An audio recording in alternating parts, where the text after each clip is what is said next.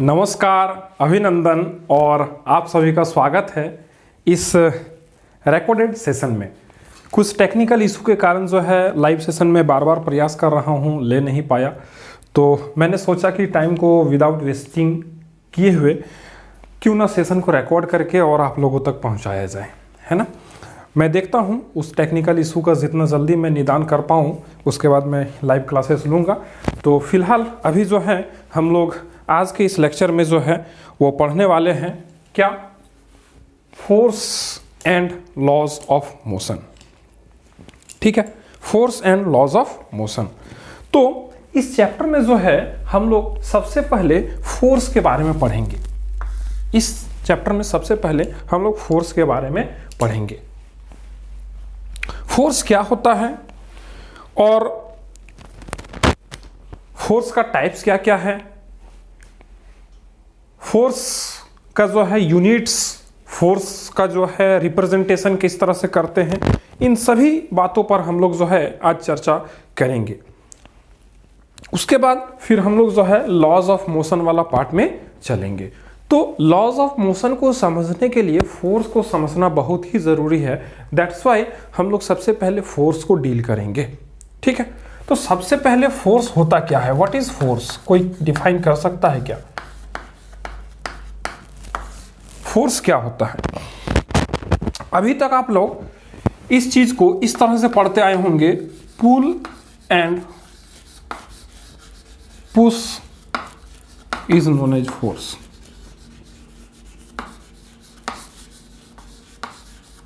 ठीक है, अभी तक आप लोग चीजों को मीन्स फोर्स को इस तरह से पढ़ते आए होंगे।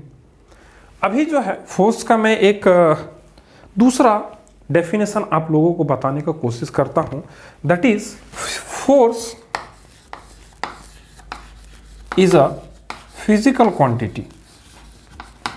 Force is a physical quantity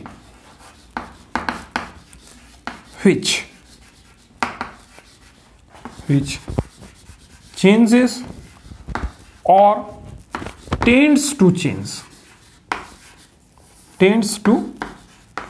change the state of rest or motion of an object या फिर ऑफ अ बॉडी। ठीक है, किसी भी बॉडी के स्टेट ऑफ रेस्ट और मोशन को चेंज करता है या करने का कोशिश करता है, उस चीज को हम लोग फोर्स कहते हैं। हिंदी में इसको बल बोला जाता है। फोर्स को क्या बोला जाता है? हिंदी में बल बोला जाता है। ठीक है, किसी को कोई दिक्कत, कोई परेशानी इस डेफिनेशन को समझने में? फोर्स को जो है हम लोग इस तरह से रिप्रेजेंट करते हैं, force is equals to m into a. This is the mathematical expression for force. ठीक है, अभी ये फोर्स एक वेक्टर क्वांटिटी है, mass into acceleration. m is what, m यहां पर जो है वो मास है, a क्या है वो एक्सेलरेशन है। ठीक है, और F क्या है यहां पे? फोर्स है। ठीक है, F क्या है? फोर्स है। अभी F जो है यहां पर हम F के ऊपर एक एरो लगाए हुए हैं, इसका मतलब क्या है कि this F is a vector quantity. ठीक है, वेक्टर और स्केलर क्वांटिटी के बारे में भी हम लोग चर्चा करेंगे।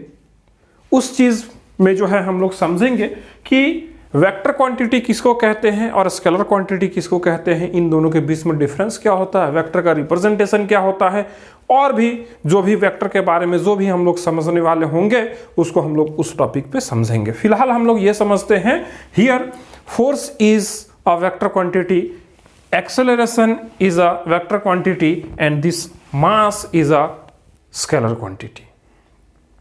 ठीक है, तो हम लोग क्या बोल रहे हैं कि force can be represented mathematically, that is force is equals to m into a, mass into acceleration. Okay, now अगर हम लोग जो है फोर्स को हम लोग नॉर्मली जो है एफ से भी डिनोट करते हैं, इसमें कोई दिक्कत नहीं है। अगर हम लोग फोर्स का यूनिट का बात करें, फोर्स का यूनिट जो है अगर हम लोग निकालने का कोशिश करें तो मास का यूनिट हम लोग क्या जानते हैं, दैट इज केजी, और एक्सेलरेशन का यूनिट क्या जानते हैं, mass metre per second square. So the unit of force will be what, unit of force will be what, kg metre per second, है ना, केजी मीटर पर सेकेंड। और इसी को जो है हम लोग न्यूटन भी कहते हैं। क्यों कहते हैं न्यूटन, सॉरी अगर हम लोग न्यूटन इस तरह से पूरा लिखने का कोशिश करते हैं तो ये सर आइजैक न्यूटन का टाइटल हो जाएगा। अगर हम लोग यूनिट लिखना चाह रहे हैं तो यहाँ पर एन को स्मॉल लिखना पड़ेगा और सिंबल के समय जो है हम लोग एन को कैपिटल में लिखेंगे। ओके, सो फोर्स का जो ऐसा यूनिट है that is KG metre per second square, इसको हम लोग न्यूटन कहते हैं और सिंबॉलिकली हम लोग जो है कैपिटल एन से इसको रिप्रेजेंट करते हैं। व्हाई दिस इज सो, ऐसा क्यों है, क्योंकि इस फोर्स का जो कॉन्सेप्ट है वो सर आइजैक न्यूटन ने दिया था। उन्हीं के रेस्पेक्ट में इस फोर्स का जो ऐसा यूनिट है that is KG metre per second square, इसको न्यूटन से रिप्रेजेंट किया गया। ओके, अगर हम फोर्स का अनदर यूनिट्स का बात करें, सम अदर यूनिट्स, जो ये स्मॉलर यूनिट होगा in comparison to what, Newton. Newton के कंपैरिजन में अगर हम स्मॉल यूनिट का बात करें तो 1 newton is equals to 10 to the power 5 dyne होता है। Dyne is the other unit of measuring force. Force को मेजर करने का डाइन जो है एक दूसरा यूनिट है, स्मॉलर यूनिट है। छोटे पैमाने में अगर हमको फोर्स को मेजर करना हो तो हम लोग डाइन का इस्तेमाल कर सकते हैं। ठीक है,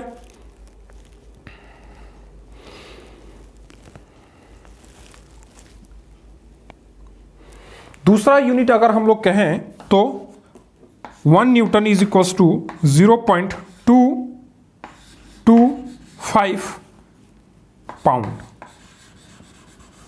पाउंड जो है एक और यूनिट है फोर्स का, जिसको हम लोग कह सकते हैं कि 1 न्यूटन में 0.225 फट पाउंड जो है वो फोर्स होता है। Okay, so this is the relation between the SI unit and the other unit of force that is dyne और पाउंड। स्मॉलर यूनिट है डाइन और पाउंड, और SI यूनिट क्या है तो वो KG metre per second square, और इसको हम लोग न्यूटन से रिप्रेजेंट करते हैं। यहां तक अगर किसी को कोई दिक्कत है, कोई परेशानी है तो बताया जाए, अगर नहीं है तो फिर हम लोग जो है वो आगे बढ़ेंगे।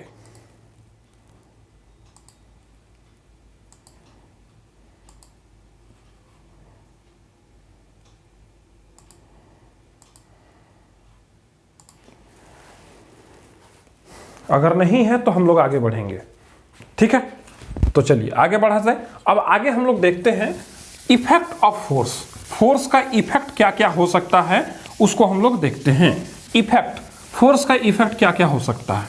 फोर्स अगर हम लगाते हैं तो अभी हम लोग डेफिनेशन में क्या समझे कि force is a physical quantity that changes और tends to change the state of rest और मोशन ऑफ अ बॉडी। किसी एक बॉडी का जो है स्टेट ऑफ रेस्ट या फिर मोशन को चेंज करने का या फिर चेंज करता है, चेंज करने का कोशिश करता है कौन, फोर्स। तो हम लोग इफेक्ट्स ऑफ फोर्स में क्या क्या कह सकते हैं, इफेक्ट्स ऑफ फोर्स में क्या क्या कह सकते हैं।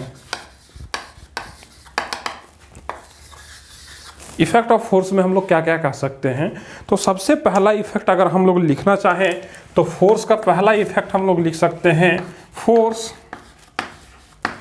Can change the state of rest और मोशन। मोशन और रेस्ट के स्टेट को क्या कर सकता है, बदल सकता है। मतलब अगर कोई बॉडी रेस्ट में है तो उसको मोशन में ला सकता है, अगर कोई बॉडी मोशन में है तो उसको रेस्ट में वो ला सकता है कि नहीं। जब हम लोग लॉज पर पढ़ेंगे, लॉज का जब पार्ट को हम लोग पढ़ेंगे तो हम लोग इसको अप्लाई करके देखेंगे कि किस तरह से जो है वो फोर्स जो है किसी भी बॉडी को रेस्ट में ला सकता है या फिर मोशन में ला सकता है। Okay, so the second effect of force क्या हो सकता है? Force can change the direction of a body. Force क्या कर सकता है? किसी भी बॉडी का जो है वो डायरेक्शन चेंज कर सकता है ना। और या फिर हम लोग बॉडी को मूविंग बॉडी भी, ऑफ अ मूविंग बॉडी भी कह सकते हैं, है ना। मूविंग बॉडी का जो डायरेक्शन है उसको बदल सकता है ना। कैसे? जिस तरह से बल्लेबाज जो है वो जब बॉल आता है, जब बॉल फेंका जाता है तो बल्लेबाज क्या करता है, वो बल्ला से उस बॉल का जो है मोशन, जो मोशन में आ रहा है, मूविंग बॉल को क्या करता है, उसके डायरेक्शन में चेंजेस ला देता है फोर्स लगाकर, और वो फिर जो है बाउंड्री या फिर सिक्सर में जो है वो चला जाता है कि नहीं। तो force can change the direction of a moving body. Okay, the next effect will be what? Force can change the size, shape और length of any object. Force क्या कर सकता है? किसी भी बॉडी के साइज को, शेप को और लेंथ को जो है वो बदलने का काम कर सकता है कि नहीं। स्पॉन्ज जो होता है उसको अगर हम लोग प्रेस करेंगे तो उसका जो है साइज जो है वो बदल जाएगा, है ना। स्प्रिंग को अगर हम लोग खींचेंगे फोर्स लगा के तो वो जो है इलोंगेट हो जाएगा, मतलब बढ़ जाएगा। यस और not? So we can say that force can change the size, shape और the length of any object. ये जो है ये इफेक्ट ऑफ फोर्स है। फोर्स का जो है ये सब इफेक्ट है। यहां तक किसी को कोई दिक्कत, कोई परेशानी है तो बताओ। किसी को भी कोई दिक्कत, कोई परेशानी है तो बताया जाए। अगर नहीं है तो फिर हम आगे बढ़ते हैं और अगला पार्ट जो है फोर्स का उसको हम लोग देखते हैं। आज हम लोग फोर्स वाला पार्ट को देखेंगे। नेक्स्ट लेक्चर में जो है हम लोग लॉज ऑफ मोशन वाला पार्ट को देखेंगे। ठीक है, 2 पार्ट में इस चैप्टर को हम कोशिश करेंगे पूरा करने का। और अब से जो लेक्चर है वो पर डे होगा और शेड्यूल जो है वो बहुत ही जल्द आप लोगों को दे दिया जाएगा कि किस दिन कौन सा लेक्चर होगा।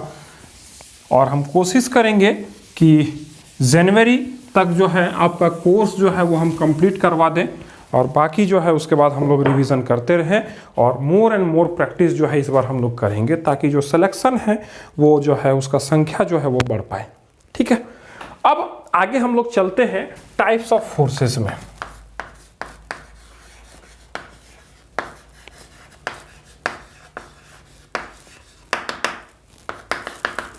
Types of forces.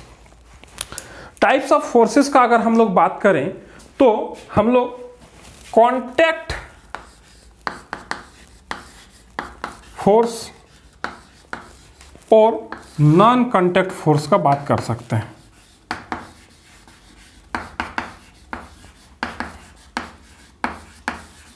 ठीक है, contact force and non contact force. ठीक है, अभी कांटेक्ट फोर्स किसको कहेंगे? कांटेक्ट फोर्स वैसा फोर्स होगा जो कि किसी भी बॉडी पर डायरेक्टली लगेगा, है ना। फोर्स अप्लाइड डायरेक्टली और through any medium.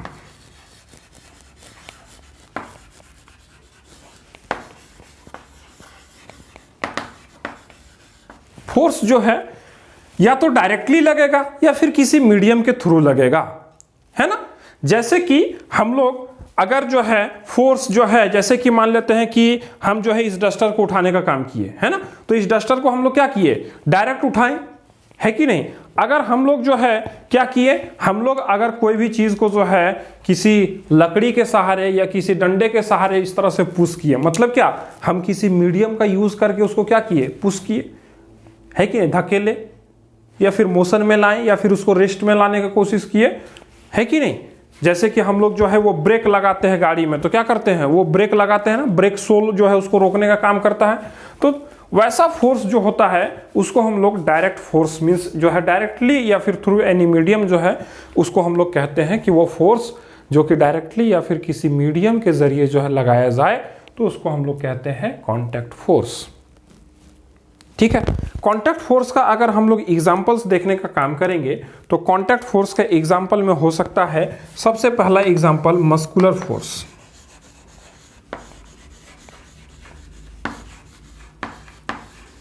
Muscular force मतलब हम लोग हाथ से कुछ काम अगर करते हैं, जैसे कि कोई वेट उठा रहे हैं, है ना, एक बाल्टी पानी जो है हम लोग उठाने का काम किए, तो that is what, muscular force. ठीक है, एक बाल्टी अगर हम लोग पानी उठाने का काम किए तो that is what, muscular force. अगर मान लो कि जो है कोई भारी भरकम जो है बैग है उसको हम लोग उठा के कहीं ले जा रहे हैं, चावल का बोरी है उसको हम लोग कहीं उठा के ले जा रहे हैं, तो that is what, muscular force. ठीक है, अगला जो है वो है मैकेनिकल फोर्स।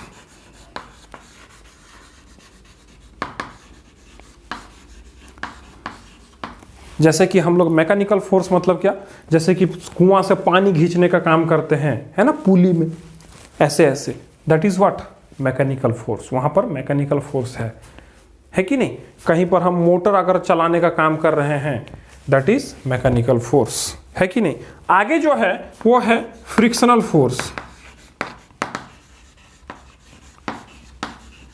फ्रिक्शनल फोर्स है कि नहीं, जैसे कि हम चौक से इस बोर्ड में लिख रहे हैं तो वाई, इसमें जो है फ्रिक्शनल फोर्स है जिसके कारण जो है हम लोग लिख पा रहे हैं। अगर फ्रिक्शन लेस हो जाएगा ये सरफेस, अगर इस बोर्ड का सरफेस, तो हम लोग लिख नहीं पाएंगे।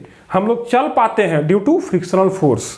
अगर फ्रिक्शन लेस हो जाएगा हमारा जो सरफेस है जिस पे हम लोग चल रहे हैं, तो हम लोग स्लिप करके गिर जाएंगे, वहां चल नहीं पाएंगे, है कि नहीं।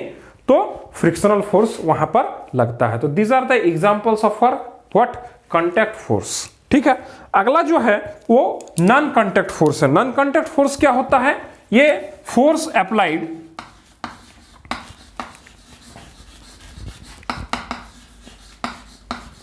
Through space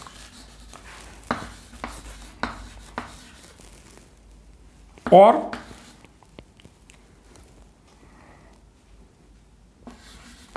no direct contact.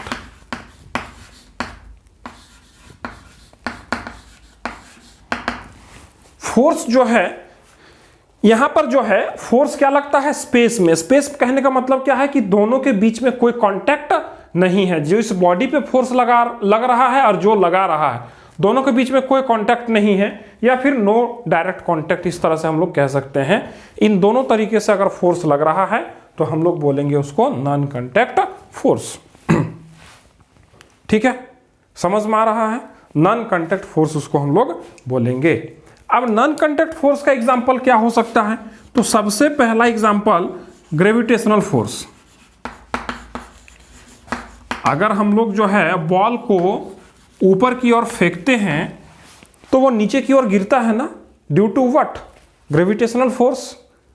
तो क्या अर्थ का जो सेंटर है जिसकी ओर वो खींचा जा रहा है, अर्थ का सेंटर और वो बॉल के बीच में कोई कनेक्शन है क्या, कांटेक्ट है क्या, नहीं, कोई कांटेक्ट नहीं है, फिर भी ये फोर्स लग रहा है, that's why this is non contact force. ठीक है, मैग्नेटिक फोर्स। मैग्नेटिक फोर्स ये भी एक नॉन कांटेक्ट फोर्स का एग्जांपल है।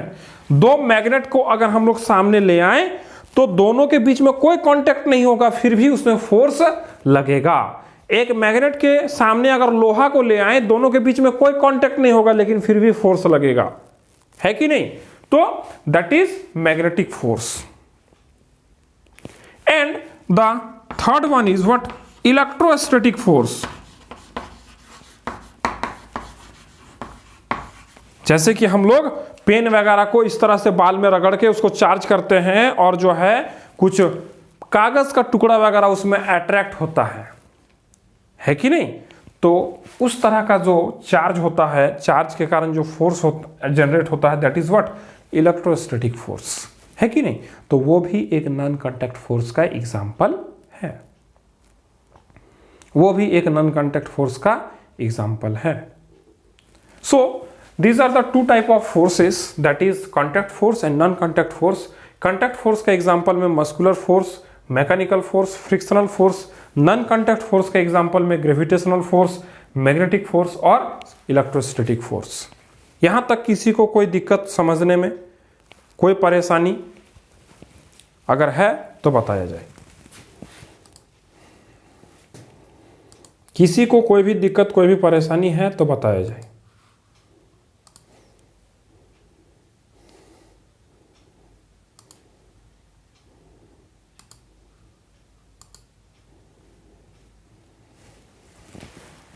ठीक है, चलिए कोई बात नहीं।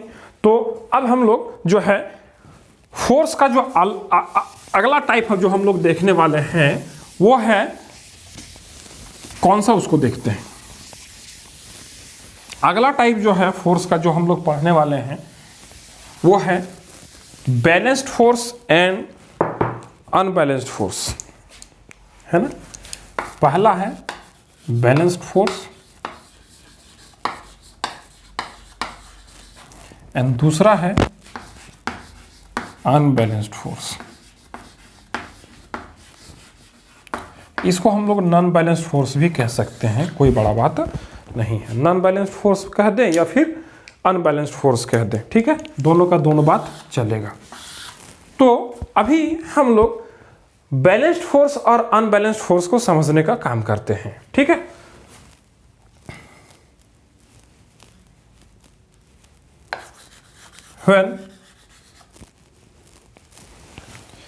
बैलेंस्ड फोर्स को हम लोग क्या कह सकते हैं, किस तरह से कह सकते हैं, if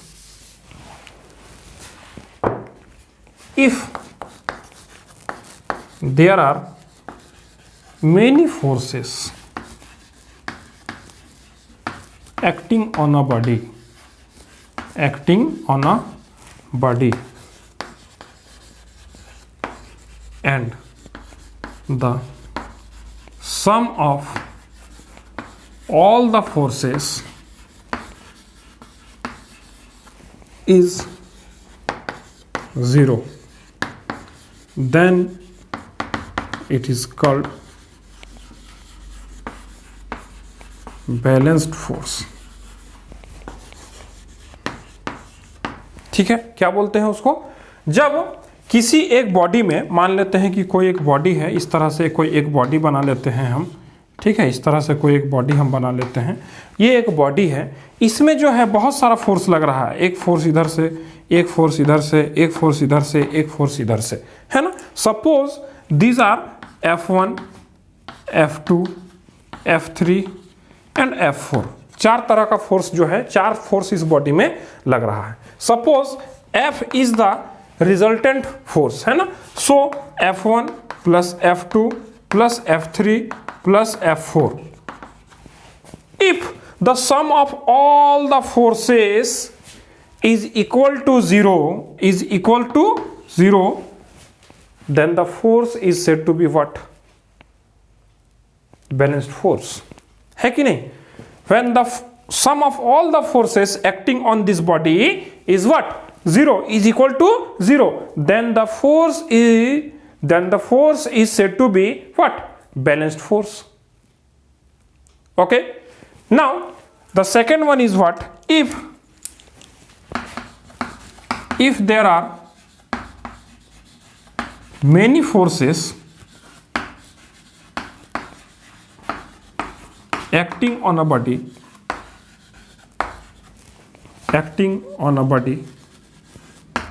and the sum of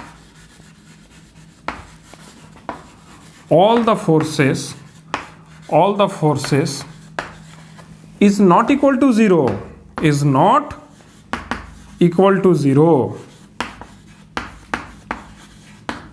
then it is called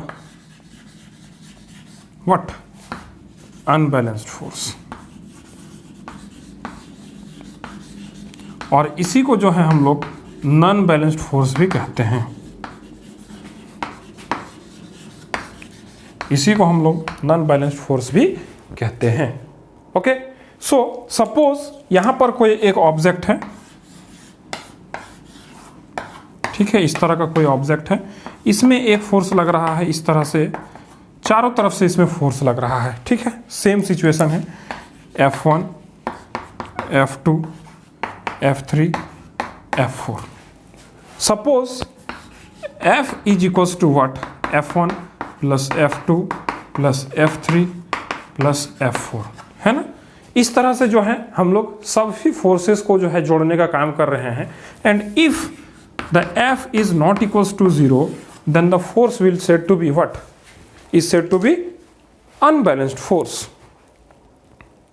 ठीक है, हम लोग क्या देखें, बैलेंस्ड फोर्स एक ऐसा फोर्स है कि बॉडी में लगने वाला जितना भी फोर्स है उसका सम अगर उसको हम लोग जोड़ दें और वो इक्वल टू 0 हो जाए तो उसको हम लोग बोलेंगे बैलेंस्ड फोर्स। और अगर बॉडी में लगने वाला जितना भी फोर्स है उसको जोड़ दें और वो अगर नॉट इक्वल टू 0 आए तो उसको हम लोग अनबैलेंस्ड फोर्स बोलेंगे या फिर नॉन बैलेंस्ड फोर्स बोलेंगे, है कि नहीं। तो these are the two type of forces, balanced forces means balanced force and unbalanced force. अब यहां पर एक बात आता है कि अनबैलेंस्ड फोर्स और बैलेंस्ड फोर्स हम लोग क्यों पढ़ रहे हैं और इसका क्या एप्लीकेशन है। ओके, सो हम लोग इफेक्ट ऑफ फोर्स अभी डिस्कस किए थे और उसमें हम लोग देखे थे कि फोर्स कैन चेंज और tend to change the state of rest और the motion of a body. किसी भी बॉडी को अगर रोकना है या फिर चलाना है तो हमको फोर्स लगाना पड़ेगा, यस और नॉट। तो अगर हम लोग बैलेंस्ड फोर्स लगाते हैं किसी भी बॉडी में तो इफेक्ट ऑफ फोर्स दिखेगा क्या, इफेक्ट ऑफ फोर्स दिखेगा क्या। अगर हम लोग बैलेंस्ड फोर्स लगाते हैं किसी भी बॉडी पर तो हम लोग को इफेक्ट ऑफ फोर्स दिखेगा क्या, नहीं दिखेगा, है कि नहीं। क्यों, क्योंकि रिजल्टेंट फोर्स क्या है यहां पर, वो 0 है। हम लोग इसको रिजल्टेंट फोर्स भी कह सकते हैं। रिजल्टेंट फोर्स क्या है, 0 है। रिजल्टेंट फोर्स कहने का मतलब क्या है कि the sum of all the forces acting on a body, उसको हम लोग क्या बोलेंगे, रिजल्टेंट फोर्स बोलेंगे। उसी तरह अगर अनबैलेंस्ड फोर्स किसी बॉडी में लग रहा है तो वहां पर इफेक्ट ऑफ फोर्स जो है वो दिखेगा, है कि नहीं। तो हम लोग जब भी फोर्स के इफेक्ट का बारे में बात करेंगे तो हम लोग क्या बोलेंगे, वहां पर हम लोग अनबैलेंस्ड फोर्स का जो है बात कर रहे होंगे, है कि नहीं। क्योंकि बैलेंस्ड फोर्स का हम लोगों के जीवन में कोई भी वैसा एप्लीकेशन नहीं है। हम लोग को अगर मूव नहीं कराना है बॉडी को, हम लोगों को अगर रोकना नहीं है, दौड़ाना नहीं है, तो हम लोग बैलेंस फोर्स का वहां पे यूज कर सकते हैं। अगर हम लोगों को किसी बॉडी को दौड़ाना है, रोकना है, डायरेक्शन चेंज करना है, उसका साइज, शेप, लेंथ चेंज करना है, तो हम लोग हमेशा अनबैलेंस्ड फोर्स वहां लगाने का काम करेंगे, तभी इफेक्ट ऑफ फोर्स जो है वो दिखने का काम होगा। ठीक है, तो आज के लेक्चर में हम लोग क्या समझे कि व्हाट इज फोर्स, फोर्स क्या है, फोर्स का इफेक्ट हम लोग देखें और फोर्स का जो हम लोग टाइप्स को समझने का काम किए। नेक्स्ट लेक्चर में हम लोग जो है उसमें लॉज ऑफ मोशन पर जो है हम लोग बात करेंगे। ठीक है, तो मिलते हैं फिर आपसे अगले लेक्चर में। जो भी बच्चे इस कोर्स से जुड़ना चाह रहे हैं वो इस नंबर पर व्हाट्सएप करके जुड़ सकते हैं, 9155547045। This is the official number and you can text through WhatsApp in this number. You will be added in the official group of this course. So आज के लिए इतना ही, मिलते हैं फिर आपसे अगले लेक्चर में। तब तक के लिए गुड बाय, टेक केयर।